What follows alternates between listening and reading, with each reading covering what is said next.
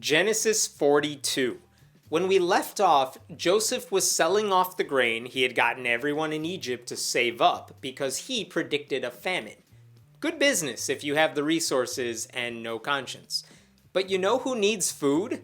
The brothers who tried to kill him. Get ready for an awkward reunion. When Jacob learned that there was grain in Egypt, he said to his sons, "Why do you just keep looking at each other?" He continued, "I have heard that there is grain in Egypt. Go down there and buy some for us so that we may live and not die." These 11 brothers are so dumb, their daddy has to tell them to get food because they have to be told living is better than death. I cannot get over the mental image of 11 brothers who do nothing but sit around and look at each other. That's what life was like, kids, before iPhones were invented. In case you've forgotten, Jacob thinks his son Joseph was devoured by an animal. That was back in Genesis 37. Little does he know Joseph has taken on a side hustle as dream interpreter and guy who basically runs all of Egypt. Then 10 of Joseph's brothers went down to buy grain from Egypt, but Jacob did not send Benjamin, Joseph's brother, with the others because he was afraid that harm might come to him. So Israel's sons were among those who went to buy grain, for there was famine in the land of Canaan also. Really? We're now using Jacob and Israel in the same passage? Pick a name! Okay, here, I'll help. Jacob, Israel, Jizreel. Boom! Why are we not sending Benjamin? He's the youngest child, but what harm would come to him when they're going to buy grain? Are we afraid he'll get buried in a silo? How little trust do you have in your kids when you can't even allow your youngest to go out with his brothers? Now Joseph was the governor of the land, the person who sold grain to all its people. So when Joseph's brothers arrived, they bowed down to him with their faces to the ground.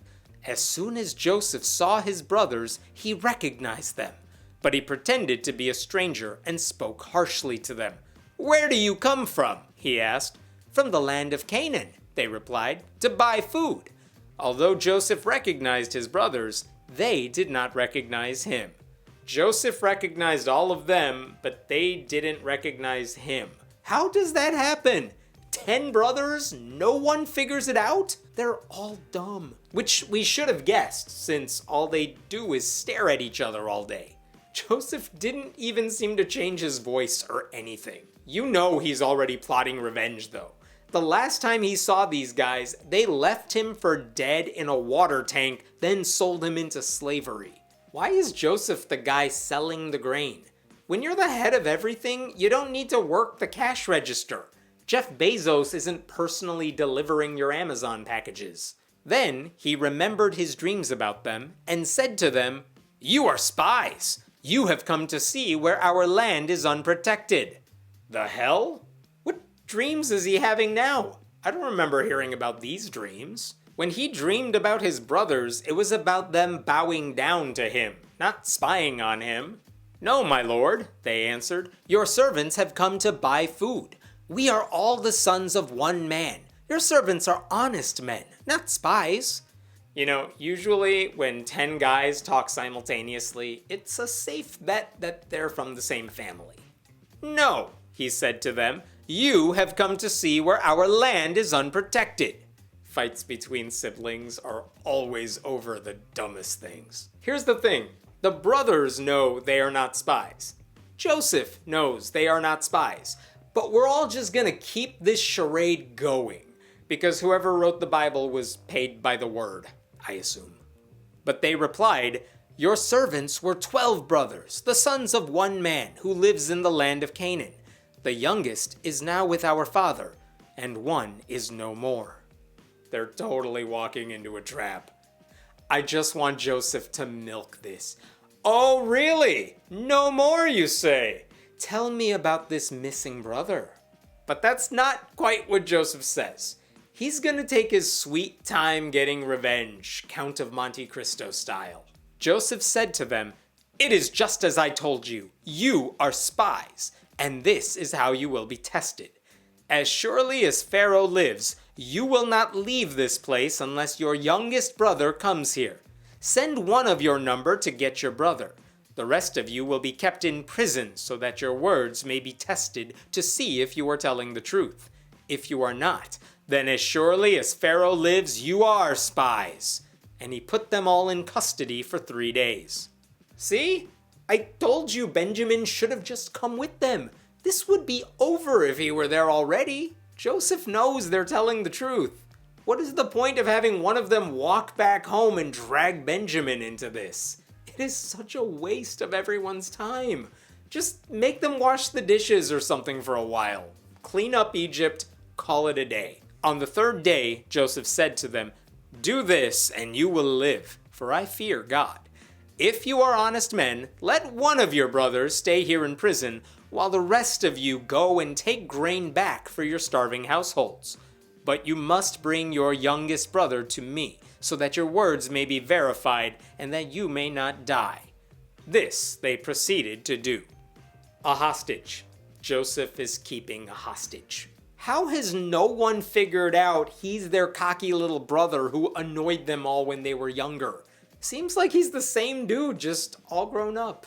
There is some weird rationale, though, for Joseph wanting to see how Benjamin is doing. His half-brothers over here nearly killed him. Maybe they did the same to his brother, so he may just want to see if his sibling, his only full sibling, is doing okay. They said to one another, "Surely we are being punished because of our brother. We saw how distressed he was when he pleaded with us for his life, but we would not listen. That's why this distress has come on us." Oh yeah, you are totally being punished because of what you did to Joseph. By Joseph. It's interesting how they say they know how distressed he was and how he was pleading for his life when they threw him in a pit, because the original verses in which they did that did not include Joseph's reactions. It's almost like the Bible's writers forgot to mention that at the time for some reason. But the Bible is very clear about this. Don't try to murder your brother. It's not a good idea. Let's just pretend Genesis 4 never happened. Reuben replied, "Didn't I tell you not to sin against the boy? But you wouldn't listen. Now we must give an accounting for his blood." They did not realize that Joseph could understand them, since he was using an interpreter. Well, they're all speaking modern English, so couldn't have been that hard. And I love that Reuben is taking the "I told you so" approach years and years after he tried to rescue Joseph. How long has he been holding that one in? He turned away from them and began to weep, but then came back and spoke to them again. He had Simeon taken from them and bound before their eyes. You know what? Good. I don't like Simeon. He was one of the brothers who tricked an entire city into getting circumcised before committing genocide against all of them. He deserves to be locked up for something. By the way, this is the first of a few times when Joseph is moved to tears by his brothers. This one's just a small weep, but it will escalate. Joseph gave orders to fill their bags with grain, to put each man's silver back in his sack, and to give them provisions for their journey. After this was done for them, they loaded their grain on their donkeys and left. At the place where they stopped for the night, one of them opened his sack to get feed for his donkey, and he saw his silver in the mouth of his sack. "My silver has been returned," he said to his brothers. "Here it is in my sack." Their hearts sank, and they turned to each other trembling and said, "What is this that God has done to us?" This is the worst magic trick ever, and these idiot brothers still can't figure it out. Why is this scary? You have grain and money now. Like, you won. It's fine. Also, I never want to hear a man say to his brothers, "Guys, look at my sack." When they came to their father Jacob in the land of Canaan, they told him all that had happened to them. They said, "The man who is lord over the land spoke harshly to us and treated us as though we were spying on the land. But we said to him, 'We are honest men. We are not spies. We were 12 brothers, sons of one father. One is no more, and the youngest is now with our father in Canaan.'" Why does their father need to be reminded about what happened to his sons? That makes about as much sense as each brother going around and introducing themselves. It's Jacob. He doesn't need your life history. Just get on with it. Then the man who is lord over the land said to us, "This is how I will know whether you are honest men. Leave one of your brothers here with me, and take food for your starving households and go. But bring your youngest brother to me, so I will know that you are not spies, but honest men. Then I will give your brother back to you, and you can trade in the land." Do you think Jacob is thinking, "There's no way I'm giving up my favorite child to you people. I will sacrifice the 10 of you before I let you have this one. I'm keeping him." As they were emptying their sacks, there in each man's sack was his pouch of silver. When they and their father saw the money pouches, they were frightened. Their father Jacob said to them, "You have deprived me of my children. Joseph is no more, and Simeon is no more, and now you want to take Benjamin. Everything is against me." You know, given everything Jacob did to Esau, I would say this is just karma. And when the first brother found silver in his sack, why didn't all the other brothers check theirs immediately too? You're telling me they found out one brother got his money back and thought, "Interesting. Well, let's keep walking with these unusually heavy bags." Unless they did check, but then decided to save the big surprise for when Jacob was watching because it was more dramatic that way. Then Reuben said to his father, "You may put both of my sons to death if I do not bring him back to you. Entrust him to my care, and I will bring him back." That's quite the offer there. If I don't protect your favorite son, you may slaughter 2 of your grandkids. Won't that make you feel better? It's such a horrible thing to say after Jacob has just been lamenting losing his kids.